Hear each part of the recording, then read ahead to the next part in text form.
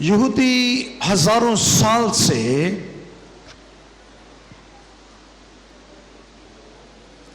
مسیحا کا انتظار کر رہے تھے. وہ ایک زبردست عسکری سورما کی توقع کر رہے تھے، اور وہ یہ خیال کرتے تھے کہ جب مسیحا اس دنیا میں آئے گا تو وہ ان کے دشمنوں کو اٹھا کر باہر پھینک دے گا اور ان کی سلطنت کو بحال کرے گا. اور وہ جلال جو بنی اسرائیل نے داؤد اور سلیمان کے دور میں دیکھا تھا، اس شان و شوکت کو دوبارہ بحال کرے گا. لیکن انہوں نے کبھی یہ نہیں سوچا تھا کہ یہ بادشاہ، یہ مسیحا ایک بڑھئی کے گھر میں جنم لے گا. انہوں نے کبھی یہ توقع نہیں کی تھی کہ ان کے بادشاہ کے پاس کوئی ہتھیار نہیں ہوگا، کوئی فوج نہیں ہوگی، یا کوئی سیاسی طاقت اور قوت اس کے ساتھ نہیں ہوگی. انہوں نے کبھی ایسا نہیں سوچا تھا، اور یقیناً ان کے دماغ میں دور دور تک یہ خیال بھی نہیں تھا. ان کا بادشاہ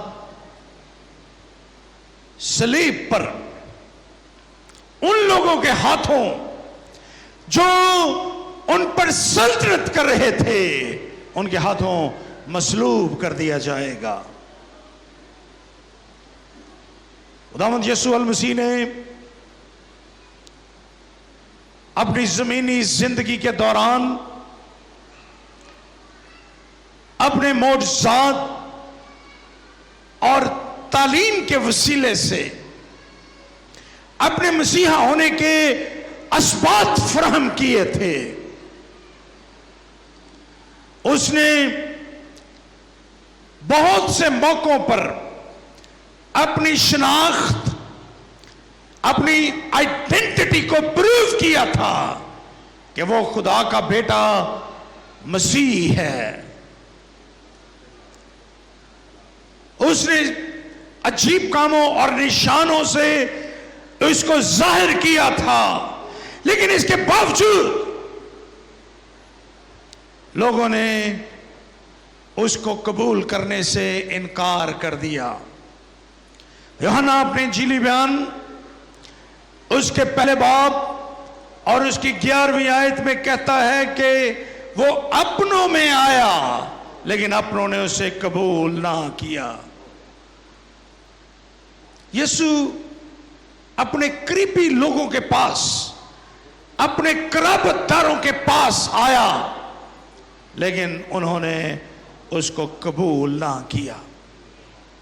یوحنا اپنے انجیلی بیان میں خداوند یسوع مسیح کو مختلف زاویوں سے پورٹریٹ کرتا ہے، اس کی تصویر کشی کرتا ہے. کبھی وہ خداوند کو زندگی کی روٹی کے طور پر پیش کرتا ہے، تو کبھی وہ خداوند یسوع مسیح کو زندگی کے پانی کی صورت میں پیش کرتا ہے. وہ کبھی یسوع کو دنیا کا نور کہتا ہے، کبھی وہ یسوع کو اچھا چرواہا کہہ کر مخاطب کرتا ہے، کبھی وہ خداوند یسوع مسیح کو دروازہ کہتا ہے. یوحنا اپنے انجیلی بیان کے 12ویں باب میں خداوند یسوع مسیح کو ایک اور انداز سے پورٹریٹ کر رہا ہے، اور وہ خداوند یسوع مسیح کی شناخت ایک فرق انداز سے قوموں کے سامنے بیان کر رہا ہے. اور یہ غالباً خداوند یسوع مسیح کا آخری پورٹریٹ ہے، آخری تصویر کشی ہے جو یوحنا اپنے انجیلی بیان میں کر رہا ہے. اور اپنی انجیلی بیان کے 12ویں باب میں وہ خداوند یسوع مسیح کو بطور بادشاہ پیش کرتا ہے کہ خداوند یسوع مسیح ایک بادشاہ ہے۔ وہ خداوند یسوع مسیح کو بادشاہ کے طور پر 12ویں باب میں پیش کرتا ہے، اور پھر اپنے انجیلی بیان کے آخری باب تک پہنچتے پہنچتے وہ خداوند یسوع مسیح کی زمینی خدمت، جب انہوں نے شاہانہ داخلے کے بعد جو معجزات کیے ان کا، اور اس ساری تعلیم کا جو انہوں نے اپنے شاگردوں کے سامنے اس وقت پیش کی، ان کو بیان کرتا ہے۔ وہ خداوند یسوع مسیح کی جو خدمت ہے عوام کے درمیان، اس کا ذکر بھی کرتا ہے۔ وہ ہیکل میں خداوند یسوع مسیح کا بیان کرتا ہے شاہانہ داخلے کے بعد کہ کس طرح سے یسوع نے ہیکل کی صفائی کی، اور اس نے لوگوں سے اس کو جو وہاں پر کاروبار کر رہے تھے اس سے ان کو پاک کیا۔ 12واں باب یوحنا کے انجیلی بیان اور اس کا 12واں باب خداوند یسوع مسیح کو بادشاہ کے طور پر پیش کرتا ہے کہ وہ پوری دنیا کا بادشاہ ہے۔ اور آج صبح میں بھی یسوع کو بطور بادشاہ پیش کرنے کے لیے آپ کے سامنے کھڑا ہوں۔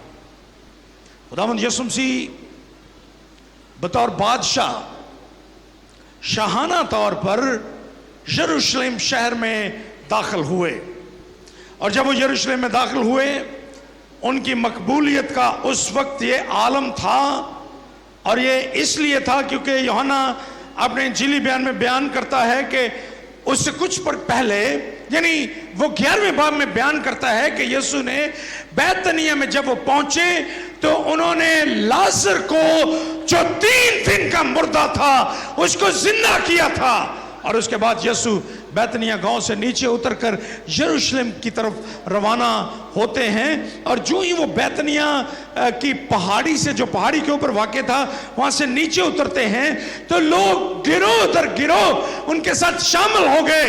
اور یہاں پر یہ لکھا ہے کہ ان لوگوں نے گواہی دی جو اس وقت یسوع کے ساتھ تھے جب اس نے لازر کو قبر سے باہر بلایا اور مردوں میں سے جلایا تھا۔ یسوع کے بارے میں جب لوگوں نے یہ گواہی دی کس طرح سے یسوع نے 3 دن کے مردے کو زندہ کر دیا، تو لوگ اس معجزے کے سبب باہر نکلے اور وہ اس کی تعریف کرنے لگے، ہوشانہ کے نعرے لگانے لگے، اے خداوند تو ہمیں بچا، اور وہ بادشاہ کی تعریف کرنے لگے۔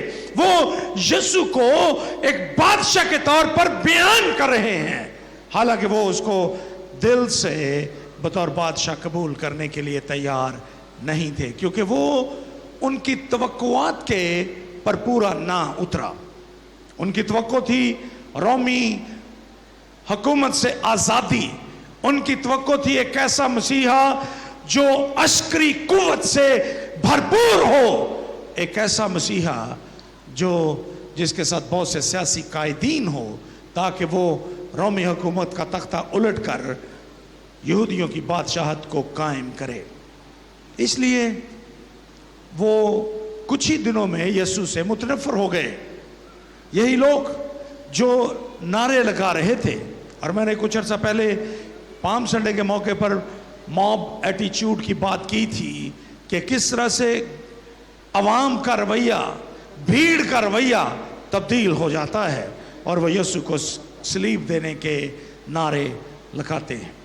لیکن آج صبح میں خداوند یسوع مسیح کو کہ بادشاہ ہونے کی نسبت سے چند ایک باتیں آپ کے سامنے بیان کرنا چاہتا ہوں، اور میں یہ چاہتا ہوں کہ جب آپ ان باتوں کو سنیں تو آپ اپنے دلوں کو تیار کریں، تاکہ آج صبح جب خدا کا پاک کلام آپ کے دل سے، آپ کی ذات سے ہم کلام ہو، آپ یسوع کو اپنا بادشاہ تسلیم کریں دل سے۔ یہ لوگ اوپر سے خدا کو بادشاہ تسلیم کر رہے تھے لیکن دل سے نہیں۔ کھجور کی ٹہنیاں پکڑنا اور محض ہوشانہ کے نعرے لگانا ان کی نجات یافتہ حالت کو بیان نہیں کرتا۔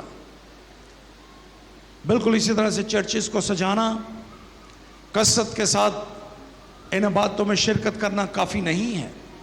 آج صبح آپ یسوع کو دل سے اگر بادشاہ کے طور پر قبول کریں گے تو پھر ہی آپ خداوند سے برکت حاصل کر سکیں گے۔ آئیے ہم ان آیات پر غور کریں جو آپ کے سامنے تلاوت کی گئی ہیں، اور میں پہلی بات جو آپ کے سامنے ان آیات میں سے پیش کرنا چاہتا ہوں وہ ہے خداوند یسوع مسیح کس طرح سے اپنے آپ کو بطور بادشاہ کے دنیا کے سامنے پیش کرتے ہیں۔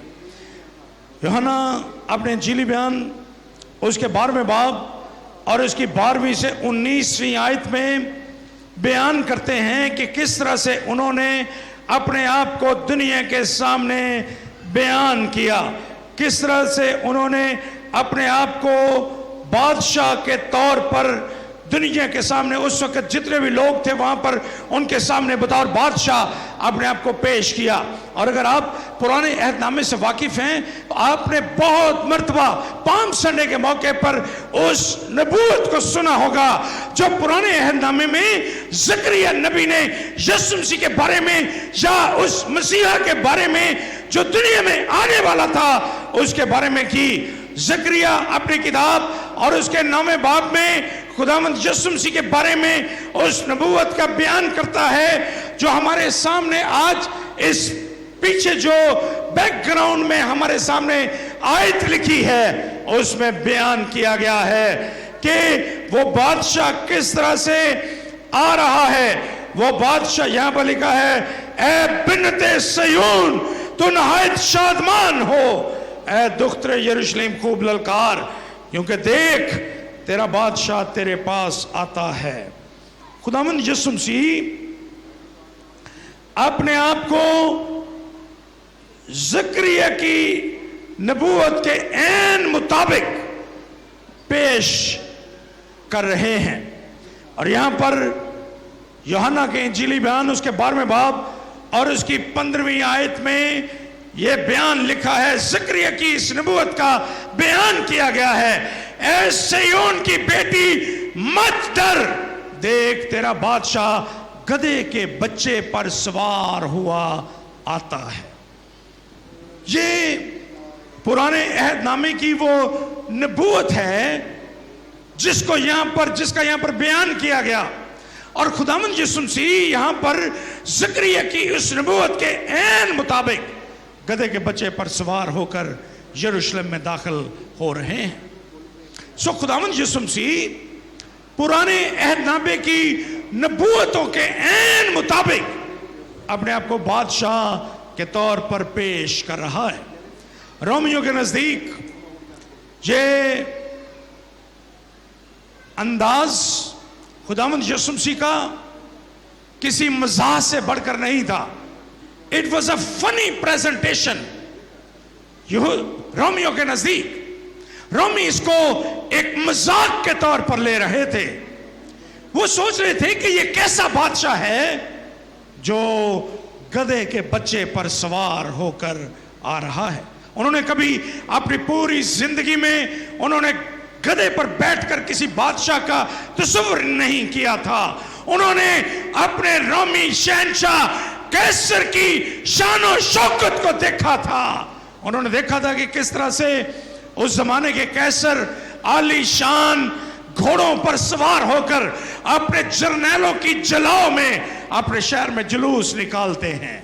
اس لیے گدھے کے بچے پر سوار ہو کر یسوع کا یروشلم میں داخل ہونا ان کے لیے ایک پرمذاق، ایک مزاح، ایک فن تھا جس کو وہ دیکھ رہے تھے۔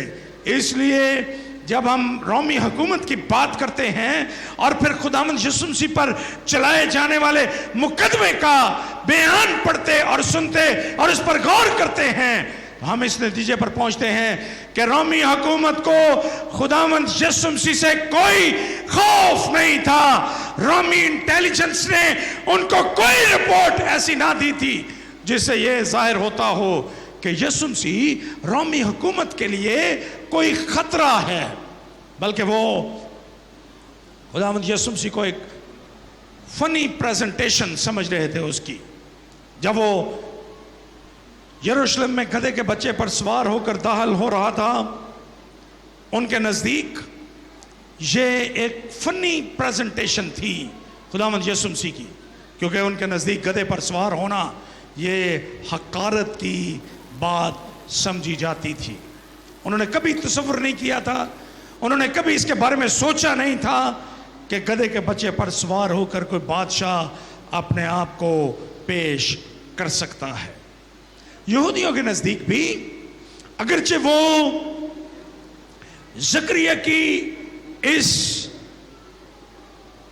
नबूवत से वाकिफ थे जो उन्होंने आने वाले मसीहा के बारे में की थी, लेकिन खुदा के कलाम में ये लिखा है, यूहन्ना अपने इंजीली बयान उसके 12वें बाब और उसकी 16वीं आयत में ये जिक्र करता है, जब वो 15वीं आयत में इस बात का बयान करता है कि ये ज़करिया की नबूवत के ऐन मुताबिक था।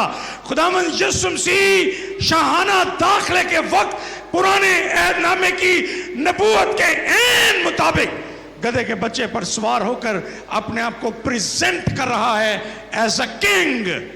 लेकिन 16वीं आयत में लिखा है, उसके शागिर्द पहले तो ये बातें ना समझे। यहूदी हत्ता के यीशु के अपने शागिर्द इन बातों को समझ ना पाए। उन्होंने ज़करिया की नबूवत को पढ़ा होगा, वो ज़करिया की नबूवत से वाकिफ होंगे, वो जानते थे कि ज़करिया की किताब में आने वाले मसीहा के बारे में यही लिखा है कि देख तेरा बादशाह तेरे पास आता है, वो हलीम है और गधे पर बल्कि जवान गधे पर सवार है।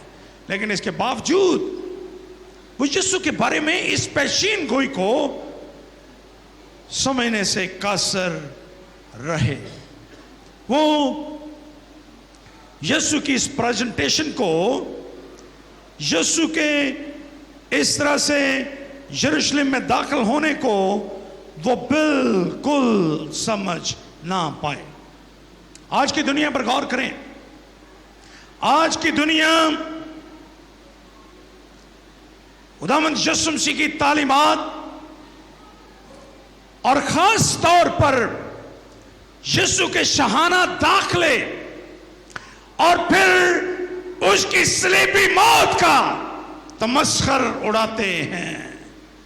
मुक़द्दस पौलुस रसूल कुरिन्थुस की कलीसिया के नाम पहले खत उसके पहले बाब और उसकी 18वीं आयत में कहते हैं कि हलाक होने वालों के नजदीक ये बेवकूफी है, उनके नजदीक ये एक फनी बात है, उनके नजदीक ये फुलिशनेस है कि यीशु इस तरह से अपने आप को गधे के बच्चे पर और फिर सलीब पर अपने आप को पेश करता है। लेकिन यीशु पुराने अहदनामे की पेशीन गोइयों को पूरा कर रहे हैं। वो जब उन्होंने यीशु मसीह को शहर में दाखिल होते हुए देखा तो उन्होंने ना समझते हुए भी उन्होंने यीशु के बारे में नारे लगाने शुरू कर दिए, होशाना। होशाना का मतलब है हमें बचा। वो यीशु के मौजज़ात की बिना पर और ख़ास तौर पर जिस तरह से उसने लाजर को जो 3 दिन का मुर्दा था उसको मुर्दों में से जिलाया, उसको जिंदा कर दिया था, उसकी रोशनी में वो ये नारे लगा रहे थे। लेकिन इसके बावजूद जब वो कहते हैं होशाना हमें बचा, तो उनका एक ही मकसद है और वो ये है कि वो उनको रोमी हुकूमत से बचाए और महफूज करे। ये उनकी तवक्को थी खुदावंद से। लेकिन जब ये तवक्को आइंदा चंद दिनों में पूरी ना हुई तो उनका गुस्सा भी अपने अरूज पर पहुंच गया और यही लोग जो होशाना के नारे लगा रहे थे, इन्होंने ये नारे लगाने शुरू कर दिए। पैंतुस पिलातुस की अदालत में हम एक बड़ी भीड़ को देखते हैं जो ये नारे लगा रहे थे, इसको सलीब दो। यीशु को के बारे में जो कहते हैं कि होशाना हमें बचा, अब ये बादशाह उनको बचाने की बजाय रोमी हुकूमत के हाथों जलीलो खार हो रहा था। उन्होंने जब यीशु को कोड़ों की मार खाते हुए देखा, जब उन्होंने यीशु को उस वक्त देखा जब गतसमनी बाग से उसको गिरफ्तार करके काइफा की अदालत में पेश किया गया, जब उसको हन्ना की अदालत में पेश किया गया, जब उसको हेरोदीस की अदालत में पेश किया गया, जब उसके मुंह पर थप्पड़ मारे जा रहे थे, जब उसके मुंह पर थूका जा रहा था, जब उसके सर पर कांटों का ताज रखा गया, और जब रोमी गवर्नर पैंतुस पिलातुस ने उसको कोड़े मारने का हुक्म दिया और यीशु मसीह चुपचाप कोड़ों की वो मार बर्दाश्त कर रहे थे, लोगों के सब्र का पैमाना टूट गया और उन्होंने ये समझ लिया कि ये शख्स जो खुद को नहीं बचा सकता उनको कैसे बचाएगा। इसलिए उन्हीं लोगों ने जो होशाना के नारे लगा रहे थे कि हमें बचा, अब यही लोग यीशु के बारे में कहते हैं इसको सलीब दो, इसको सलीब दो। उनकी तवक्कुआत फर्क थी। वो यीशु से कुली तौर पर जिस्मानी तवक्कुआत वाबस्ता कर चुके थे। वो नहीं जानते थे कि यीशु का इस दुनिया में आने का मकसद कुछ और है। वो नहीं जानते थे कि खुदा ने आदम को एक बादशाह के तौर पर पैदा किया था।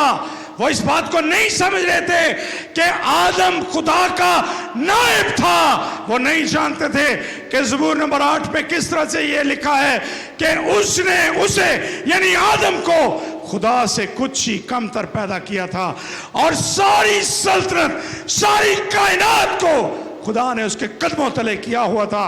खुदा ने उसको यानी आदम को इख्तियार बख्शा था पूरी कायनात पर बादशाहत करने का, लेकिन गुनाह की वजह से वो इख्तियार छीन चुका था। वो नहीं जानते थे कि यीशु उनको दोबारा वही इख्तियार दिलाने के लिए आया है। यीशु उनको जिस्मानी बादशाह से कहीं बढ़कर एक और दुनिया के सबसे बड़े दुश्मन यानी गुनाह से आजाद करने के लिए आया है।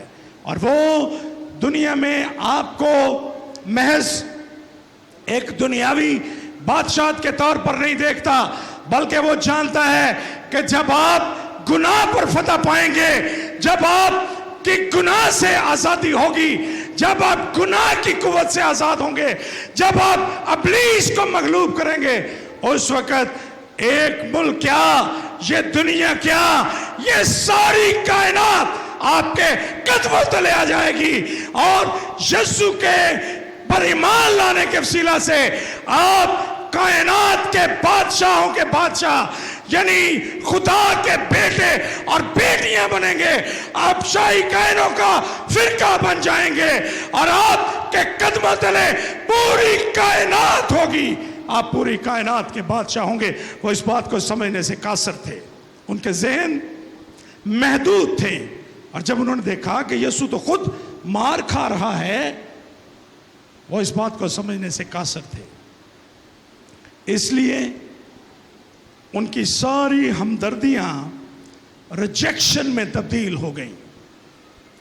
यीशु को रद्द कर दिया उन्होंने एकदम से। यीशु रद्द कर दिया गया।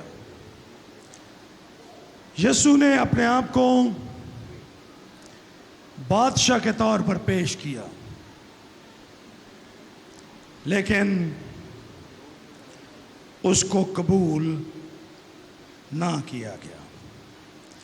उसको उसके अपने लोगों ने उसको रद्द कर दिया। अगर आप ज़करिया नबी का सहीफा उसका 13वां बाब और उसकी 6ठी आयत पढ़ें तो यहां पर यीशु के इस दुख का बयान किया गया है। मैं जानता हूं कि यह आयत शायद आपने जिंदगी में कभी इस आयत पर गौर ना किया हो, लेकिन आइए इस अनयूजुअल वर्स पर गौर करें। ज़करिया की किताब उसका 13वां बाब और उसकी 6ठी आयत। और जब कोई उससे पूछेगा, और जब कोई उससे पूछेगा कि तेरी छाती पर ये जख्म कैसे हैं, और जब कोई उससे पूछेगा कि तेरी छाती पर ये जख्म कैसे हैं, تو وہ جواب دے گا یہ وہ زخم ہیں جو میرے دوستوں کے گھر میں لگے. مجھے دشمن نے نہیں بلکہ میرے دوستوں نے مارا ہے. میں نے اپنے دوستوں سے مار کھائی ہے. یسوع مسیح کے بارے میں یہی لکھا ہے کہ اس کے اپنوں نے اس کے دوستوں نے اس کو مارا, اس کے منہ پر تھوکا اور اس کو زخم دیے. اور جب کوئی اس سے پوچھے گا کہ تیری چھاتی پر یہ زخم کیسے ہیں, تو وہ جواب دے گا یہ وہ زخم ہیں جو میرے دوستوں کے گھر میں لگے. یسوع اپنوں میں آیا لیکن اس کے اپنوں نے اسے رد کر دیا. یہودیوں نے اس کو رد کر دیا. اس کی پریزنٹیشن پر غور کیجئے. He presented himself as a king according to the prophecies of the Old Testament. پرانے عہد نامے کی نبوتوں کے مطابق اس نے اپنے آپ کو ایک بادشاہ کے طور پر پیش کیا, لیکن اس کے اپنوں نے اس کو رد کر دیا. دوسری بات جو میں آپ کے سامنے بیان کرنا چاہتا ہوں وہ بادشاہ کے اس داخلے کا جو آج صدیوں بعد پام سنڈے کے موقع پر منانے کے لیے ہم یہاں پر جمع ہوئے ہیں کہ یسوع نے اپنے آپ کو بطور بادشاہ پیش کیا. میں نے اس کی پریزنٹیشن کا بیان کیا. اور اب دوسری بات جو میں آپ کے سامنے بیان کرنا چاہتا ہوں یہ ہے کہ بادشاہ کے اس طرح سے آنے کا, داخل ہونے کا مقصد کیا تھا. What was the purpose behind? کیا مقصد تھا, پوشیدہ کیا بات تھی جو یسوع جس کی بنا پر داخل ہوا. اور پہلا مقصد جس کا یہاں پر بیان کیا گیا ہے 24ویں آیت کو پڑھیے. یوحنا کا انجیلی بیان 12واں باب 24ویں آیت. یہاں پر لکھا ہے میں تم سے سچ کہتا ہوں کہ جب تک گھیوں کا دانہ زمین میں گر کر مر نہیں جاتا اکیلا رہتا ہے, لیکن جب مر جاتا ہے تو بہت سا پھل لاتا ہے. 27ویں آیت کو دیکھیے. اب میری جان گھبراتی ہے, پس میں کیا کہوں؟ اے باپ مجھے اس گھڑی سے بچا, لیکن میں اسی سبب سے تو اس گھڑی کو پہنچا ہوں. 32ویں آیت کو دیکھیے. اس نے اس بات سے اشارہ کیا کہ میں کس موت سے مرنے کو ہوں. اور پھر 33ویں آیت کو پڑھیے. 32ویں آیت میں اور میں اگر زمین سے اونچے پر چڑھایا جاؤں تو سب کو اپنے پاس کھینچوں گا. اس نے اس بات سے اشارہ کیا کہ میں کس موت سے مرنے کو ہوں. خداوند یسوع مسیح اپنے شاہانہ داخلے کے بعد یوحنا کے انجیلی بیان کے مطابق اپنے شاہانہ داخلے کا مقصد بیان کر رہے ہیں.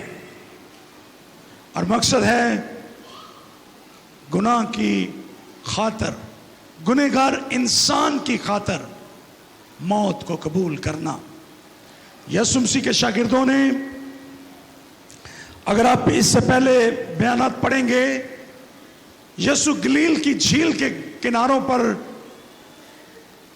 خدمت کر رہے تھے, کبھی ایک گاؤں میں کبھی دوسرے گاؤں میں. جب انہوں نے یروشلم میں جانے کا فیصلہ کیا تو شاگردوں نے منع کیا کہ وہاں پر نہیں جائیں, کیونکہ وہاں پر یہودی ان کے مخالف ہیں. خداوند یسوع مسیح خود بھی اس بات سے واقف تھے اور شاگرد بھی کہ موت یروشلم میں ان کی منتظر ہے. لیکن یسوع نے اپنی موت کا فیصلہ خود کیا, کسی اور نے نہیں کیا. یسوع نے خود مرنے کا فیصلہ کیا.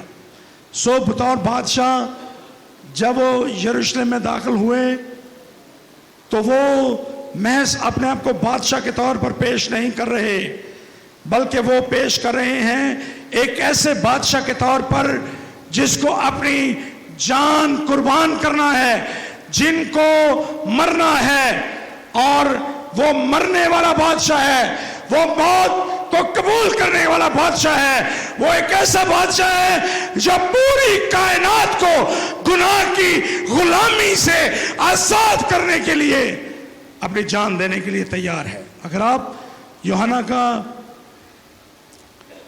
انجیلی بیان، جب آپ یوحنا کا انجیلی بیان اس کا 18واں باب اور اس کی 37ویں آیت کو پڑھتے ہیں، یسوع مسیح پینتوس پلاطس کی عدالت میں کھڑا ہے، اس پر الزام عائد کیے جا رہے ہیں، اس پر کفر کا فتویٰ لگایا جا رہا ہے۔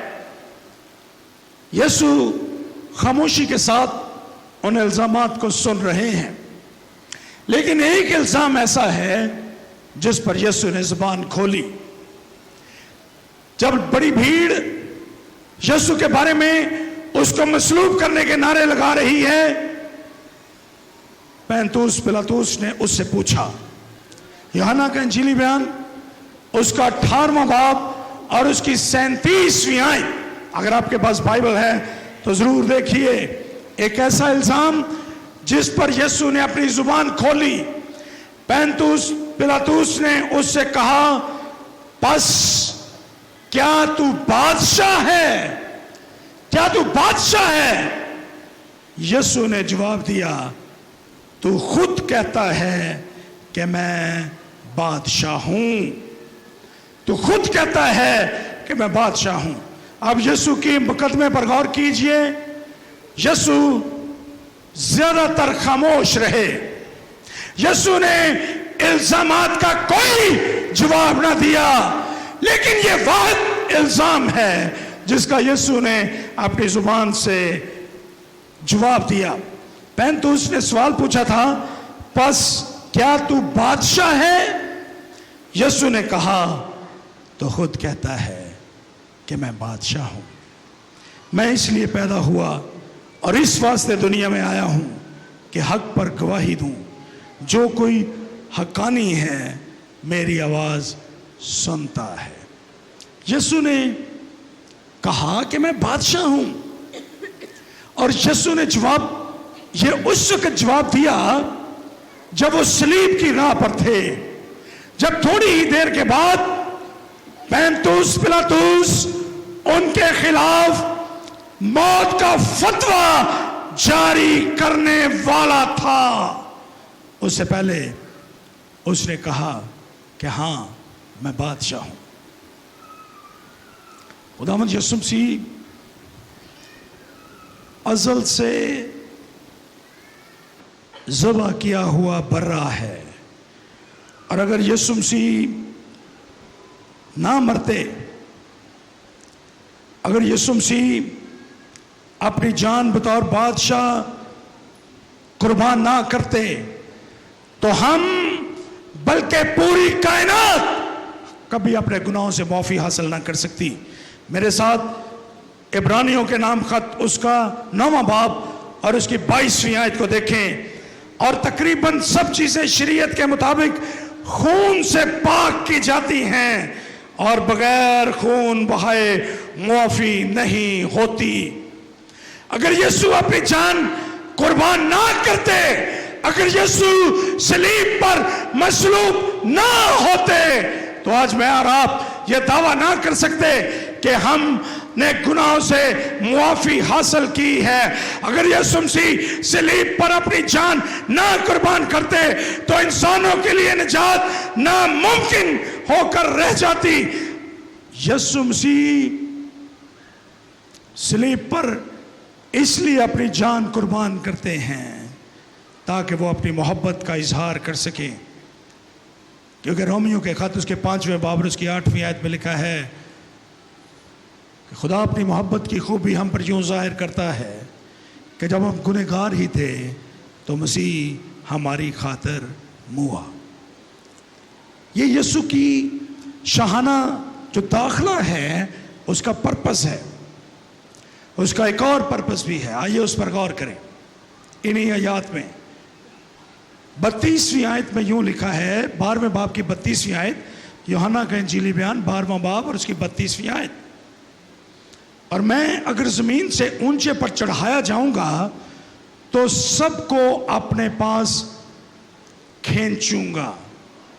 20वीं से 22वीं आयत में भी यही लिखा है कि किस तरह से यीशु ने कहा कि वो मरकर दूसरों को अपने पास खींच लेगा, यानी खुद मरेगा लेकिन बहुतों को जिंदगी का पैगाम देगा।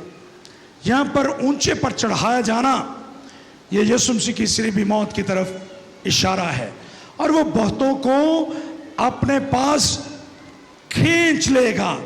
जो उसको कबूल करेंगे वो उनको अपनी तरफ माइल कर लेगा, क्योंकि कलाम में ये लिखा है कि हलाक होने वालों के नजदीक ये बेवकूफी है, लेकिन हम निजात पाने वालों के लिए यीशु की सलीबी मौत में खुदा की कुदरत पोशीदा है।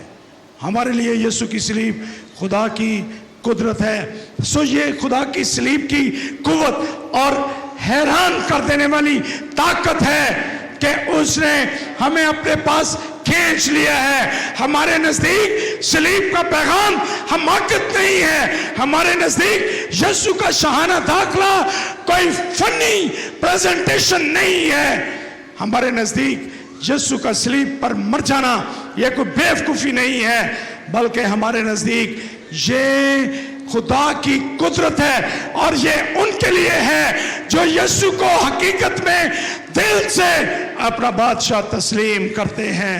सो उस दिन बहुत से लोगों के नजदीक ये महज एक खाली प्रेजेंटेशन थी जब यीशु मसीह शाहाना तौर पर यरूशलेम में दाखिल हो रहे थे, लेकिन कुछ लोगों के लिए ये एक लाइफ चेंजिंग पावर थी, एक ऐसी कुव्वत जिसके वसीला से जिंदगियां तब्दील हो जाती हैं, एक ऐसी कुव्वत थी।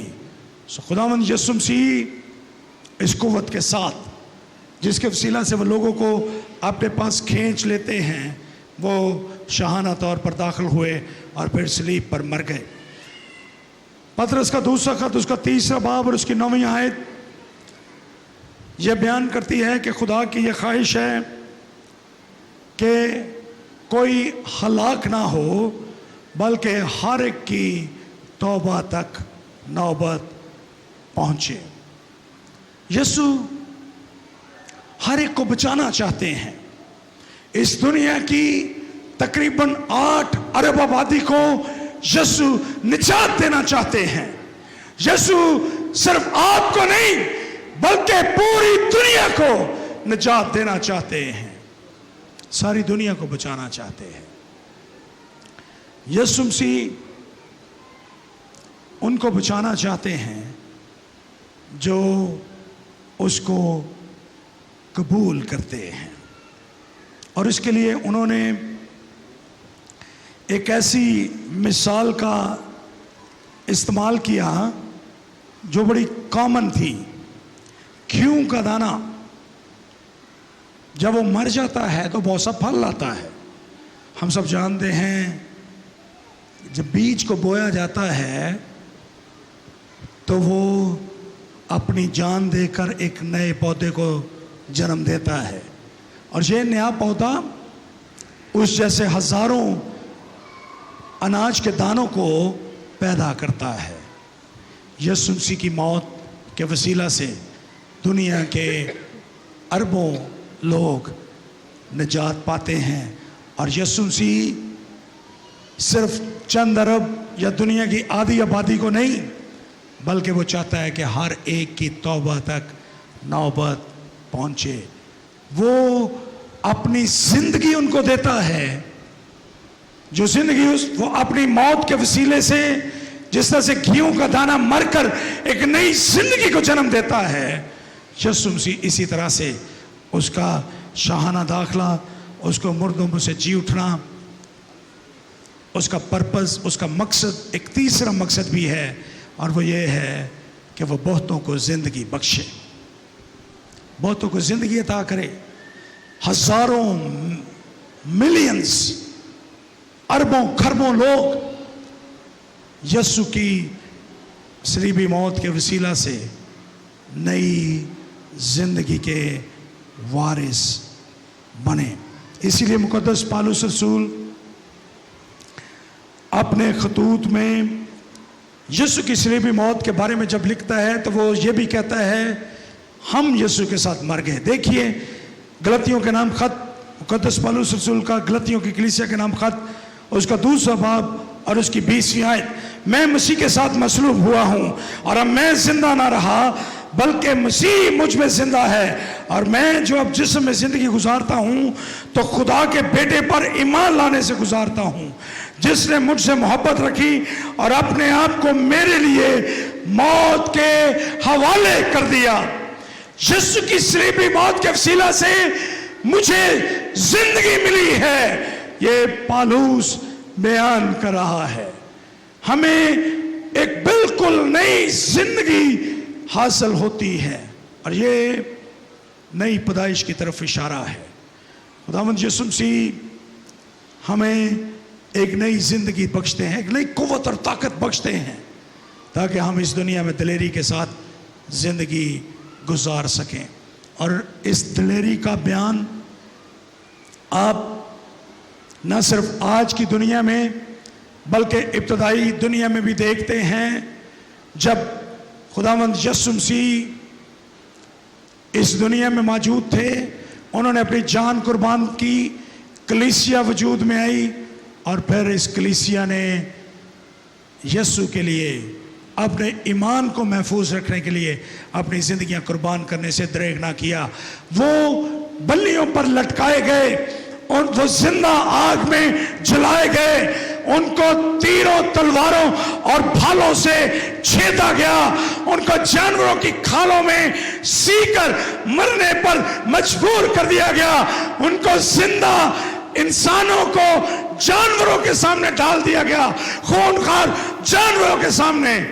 लेकिन वो यीशु पर ईमान रखते हुए उस कुव्वत और ताकत के साथ जो यीशु ने इस नई जिंदगी में उनको बख्शी थी, इन सब मुसीबतों का मुकाबला करते रहे। और आज की दुनिया में भी मैंने बहुत कम मसीहियों को देखा है जो अदालतों में यीशु का इनकार करें। मैंने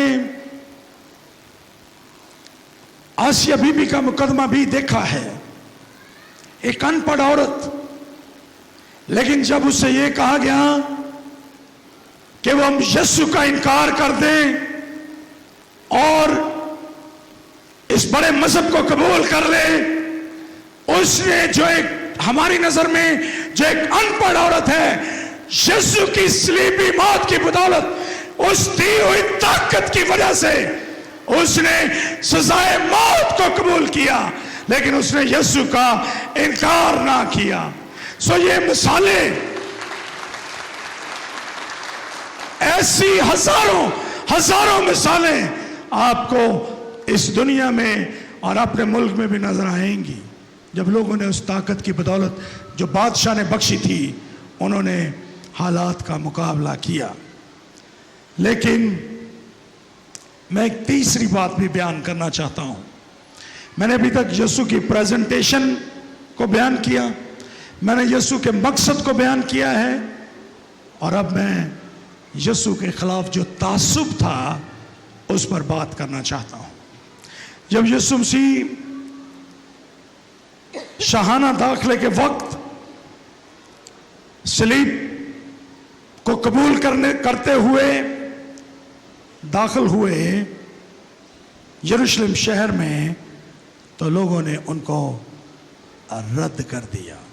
जिस तरह से आज लोग उसकी सलीबी मौत को रद्द कर देते हैं और वो अपने गुनाहों में जिंदगी गुजारना चाहते हैं, उस जमाने में भी लोगों ने ऐसा ही किया। उन्होंने सोचा कि वो अपने अच्छे कामों के वसीला से खुदा के पास जा सकते हैं, लेकिन ये दुरुस्त बात नहीं था। उन्होंने मोहब्बत के पैगाम को, सलीबी मौत के पैगाम को امید کے پیغام کو رد کر دیا۔ اور عبرانیوں کے خط کا مصنف اپنے خط کے دوسرے باب اور اس کی 30 آیت میں کہتا ہے، تو اتنی بڑی نجات سے غافل رہ کر ہم کیوں کر بچ سکتے ہیں؟ اگر ہم نجات کے اس پیغام سے کو اگنور کر دیں گے، نظر انداز کر دیں گے، تو ہم کبھی بھی بچ نہیں سکیں گے۔ افسس کی کلیسیا کے نام مقدس پالوس خط لکھتے ہوئے دوسرے باب اور اس کی 8ویں آیت میں کہتا ہے، ہمیں ایمان کے وسیلے سے فضل ہی سے نجات ملی ہے، اور یہ تمہاری طرف سے نہیں، خدا کی بخشش ہے، اور نہ اعمال کے سبب سے، تاکہ کوئی فخر نہ کرے۔ اور عبرانیوں کے خط کا مصنف 10ویں باب اور اس کی 26ویں آیت میں کہتا ہے، کیونکہ حق کی پہچان حاصل کرنے کے بعد اگر ہم جان بوجھ کر گناہ کریں تو گناہوں کی کوئی اور قربانی باقی نہیں رہی۔ اگر آپ سچائی سے واقف ہیں، اگر آپ نے یسوع کی صلیب کا پیغام سنا ہے، اگر آپ اس کے باوجود اس کو نظر انداز کریں گے جس طرح سے یہودیوں نے نظر انداز کر دیا، تو آپ کیسے محفوظ رہیں گے؟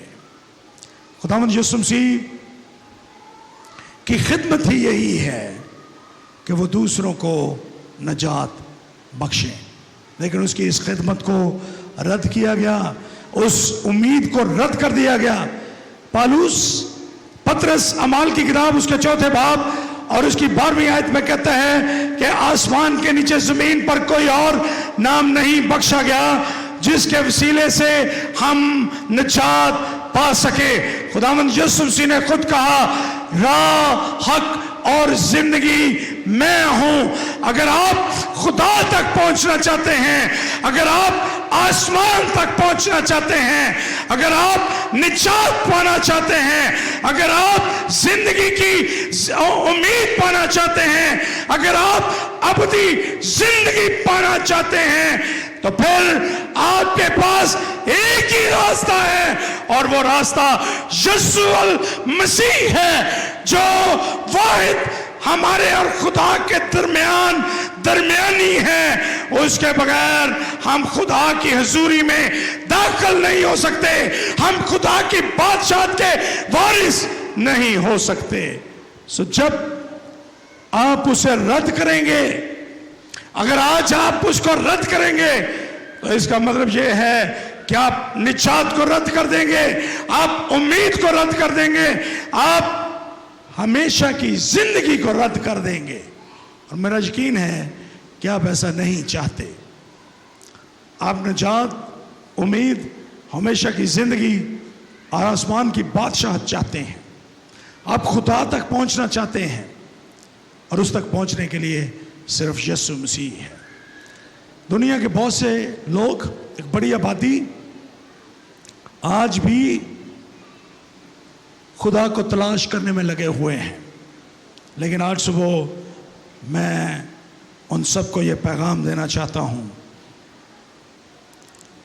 کہ خدا تک پہنچنے کے لیے خدا کو تلاش کرنے کی ضرورت نہیں ہے، بلکہ خداوند یسوع مسیح کے پاس آنے کی ضرورت ہے، کیونکہ اس نے خود کہا، جس نے مجھے دیکھا اس نے باپ کو دیکھا ہے۔ خدا باپ اور انسانوں کے درمیان ایک ہی درمیانی ہے، اور وہ خداوند یسوع المسیح ہے۔ صرف اس پر نظر کرنے کے وسیلے سے، اس پر ایمان لانے کے وسیلہ سے آپ نجات، امید اور ہمیشہ کی زندگی اور آسمان کی بادشاہت کے وارث بنتے ہیں۔ یہ خدا کے وعدے ہیں جو خدا نے ہمارے ساتھ کیے ہیں کہ وہ ہمیں اپنی بادشاہت کا میں شامل کرے گا، وہ ہمیں ہمیشہ کی زندگی دے گا۔ اس لیے ان وعدوں میں شامل ہونے کے لیے آپ کو ان وعدوں کو، جس نے یہ وعدے کیے ہیں، میرا اور آپ کا بادشاہ خداوند یسوع مسیح، اس کو دل سے بادشاہ کے طور پر قبول کرنا ہے۔ اور اس کو دل سے قبول کرنے کا مطلب یہ ہے کہ ہم اس کی صلیبی موت اور مردوں میں سے جی اٹھنے کو قبول کریں۔ سو آج صبح میں آپ کے ساتھ چند ایک چیلنجز رکھنا چاہتا ہوں۔ پہلی بات، آپ خود اپنی زندگی میں یسوع کو قبول کیجئے۔ آپ اس کو آج رد نہ کیجئے، وہ آپ کی زندگی کا بادشاہ ہے۔ اپنی زندگیاں اس کو دیں، اور اس کو زندگی دینے کا مطلب یہ نہیں کہ آپ اپنی زندگی تو اس کو دیں اور باقی چیزوں کو اپنے قبضے میں رکھیں، نہیں۔ آپ کی زندگی اور آپ کے پاس جو کچھ ہے وہ خدا کا ہے، خداوند کا ہے۔ آپ کی ساری دولت، شان و شوکت، عزت، جلال، آپ کے ٹیلنٹس، آپ کے skill, everything belongs to the King Jesus Christ۔ سب کچھ اس کا ہے، اور یہ سب کچھ اس کے نام پر دینے کے لیے تیار رہیے۔ صرف یہ نہیں کہ میں اپنی جان تو دے دوں گا لیکن اپنا پرس نہیں کھولوں گا، میں جان تو دے دوں گا لیکن اپنا وقت نہیں دوں گا، میں اپنی جان تو دے دوں گا لیکن میں چرچ نہیں آؤں گا، میں اپنی جان تو دے دوں گا لیکن اب میں اپنے توڑے، اپنے سکلز خداوند کی خدمت کے لیے پیش نہیں کروں گا۔ آئیے آج صبح دل سے اس کو قبول کیجئے، اور نہ صرف اس کو دل سے قبول کیجئے بلکہ اس کی خواہش کا احترام کیجئے۔ اور اس کی خواہش یہ ہے کہ یہ 8 ارب لوگ جو دنیا میں بستے ہیں یہ نجات پائیں، ان میں سے کوئی ایک بھی ہلاک نہ ہو۔ آج ہمارے ذمے کتنے لوگ آتے ہیں جن کو میں نے انجیل کا پیغام سنانا ہے، اور میں نے آپ کو اکثر یہ بتایا ہے کہ انجیل کا پیغام اس ملک میں جس میں میں اور آپ بستے ہیں، میں جانتا ہوں کہ یہ مشکل کام ہے، لیکن آئیے اس کو ایک اور انداز سے کریں۔ اس چھوٹی بچی کی مانند بنے جو نعمان کوڑی کے گھر میں ملازمہ تھی، اور اس نے خداوند کے بڑے بڑے کام اس پر ظاہر کیے۔ سو آئیے اپنی گواہی کو شیئر کرنا سیکھیں۔ میری زندگی میں جو بڑے بڑے کام کیے ہیں خدا نے، میں ان کو غیر قوموں کو بتانا شروع کروں، کوئی فتویٰ نہیں لگے گا مجھ پہ۔ میں اپنی زندگی کے وہ کام جن میں یسوع نے میرے لیے مجھے بچایا، یسوع نے مجھے نجات دی، یسوع نے مجھے محفوظ رکھا، میں وہ کام لوگوں تک بیان کروں۔ آئیے ہم اپنی گواہی دوسروں کے سامنے بیان کرنے کے لیے تیار ہوں۔ آئیے ہم دوسروں کو اس بادشاہ کے پاس لانے کے لیے تیار ہوں تاکہ لوگ اس بادشاہ کو قبول کریں۔ آئیے ہم اپنے سر کو جھکائیں اور دعا کریں۔